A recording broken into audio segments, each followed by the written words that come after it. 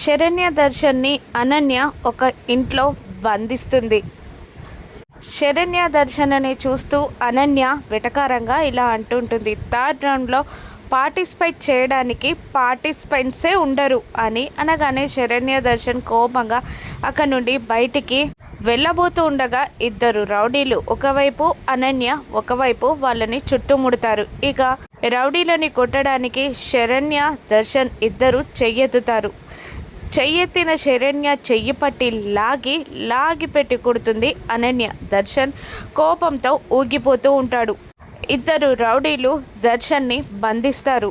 ఇద్దరు రౌడీలు అనన్య కలిసి శరణ్య దర్శన్లని కుర్చీలకి తాడుతో కట్టేస్తారు. మరోవైపు 2 కార్లు ఎదురుపడతాయి. ఇద్దరు కిందికి దిగుతారు. కిందికి దిగిన పల్లవిని చూస్తూ ఇలా అంటూ ఉంటుంది ఆనంద భైరవి, ఏంటమ్మా పల్లవి ఇంత లేటు అని అంటూ ఉండగా తను లేట్గా రావడానికి కారణం చెప్తూ ఉంటుంది పల్లవి.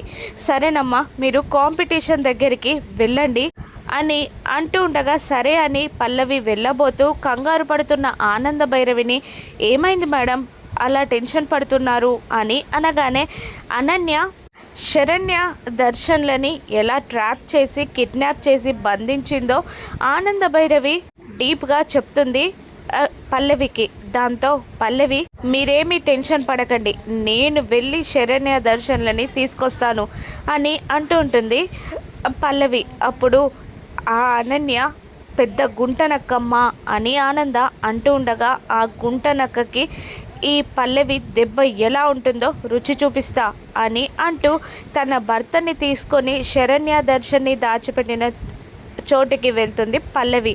రూమ్ డోర్ ఓపెన్ చేసిన పల్లవిని చూసిన శరణ్య, పల్లవి గారు అని అభిమానంగా అంటుంది. దర్శన్ కూడా పల్లవి దంపతులను చూసి సంతోషపడతారు. ఇక వీళ్ళిద్దరూ లోపలికి రావడంతో అనన్య వాళ్ళని కూడా బంధించండిరా అని అనడంతో పల్లవి తన భర్త ఇద్దరూ కలిసి అక్కడున్న రౌడీలని చితకబాదిస్తూ ఉంటారు. దాంతో కంగారు పడుతూ ఉంటుంది అనన్య. ఇక థర్డ్ రౌండ్లో విన్నర్స్ కూడా శరణ్య దర్శనేనా, దామిని వీళ్ళతో ఒక్కటైపోయినట్టేనా? వాళ్ళ స్టాక్ అంతా సేల్ అవుతుందా? కాంపిటీషన్ విన్నర్స్ రాజ్కోటి సిల్క్స్దా? రాను ఎపిసోడ్స్లో చూద్దాం. Thank you for watching.